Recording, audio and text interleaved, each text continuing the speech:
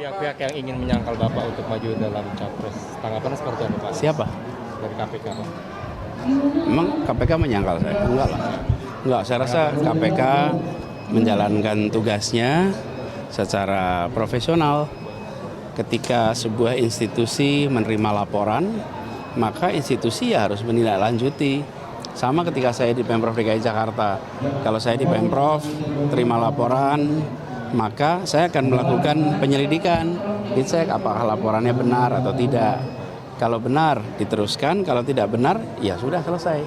Jadi kita hormati dan saya percaya KPK menjalankan tugasnya dengan profesional.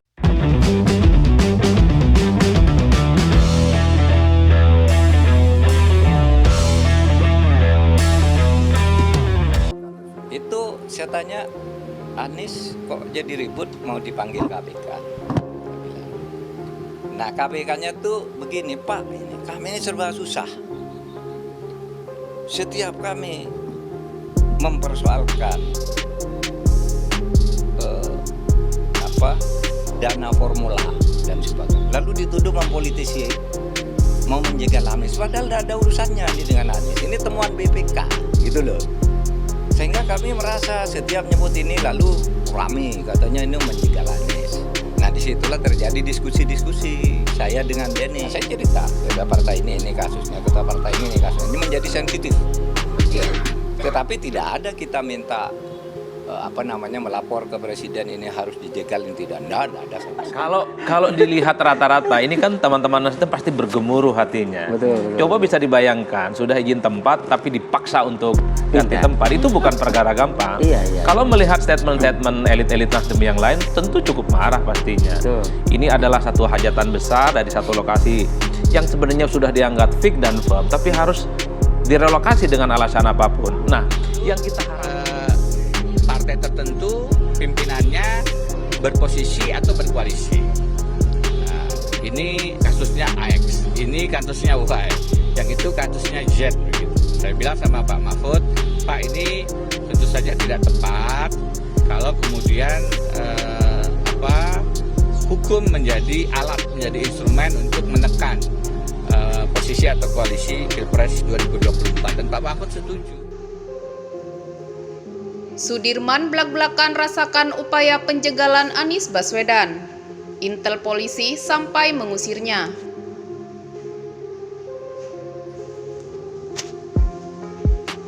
Dikutip dari Populis Jakarta, jubir Anies Baswedan, Sudirman Said, blak-blakan mengakui pihaknya merasakan berbagai upaya penjegalan Anies Baswedan agar tidak maju di Pilpres 2024 mendatang.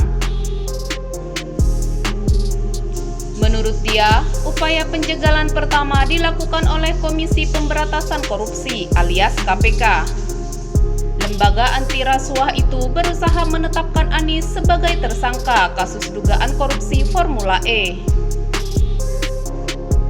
Ketua KPK Firly Baharudi disebut-sebut ngebet ingin menetapkan ex-gubernur DKI Jakarta itu sebagai tersangka, meskipun proses penyelidikan masih kekurangan bukti. Pada akhir September, terus-menerus muncul isu bahwa KPK akan memaksakan mentersangkakan Anies, ujar Sudirman dikutip dari YouTube Karni Ilyas, Jumat 10 Februari 2023.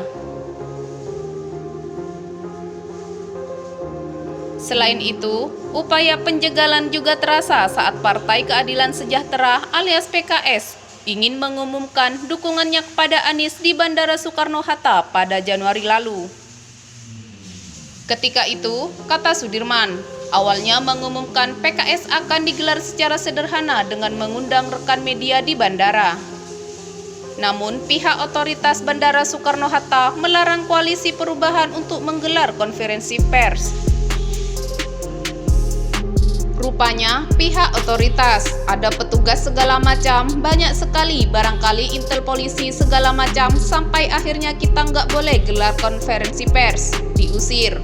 Akhirnya pindahlah ke restoran dekat bandara, ceritanya.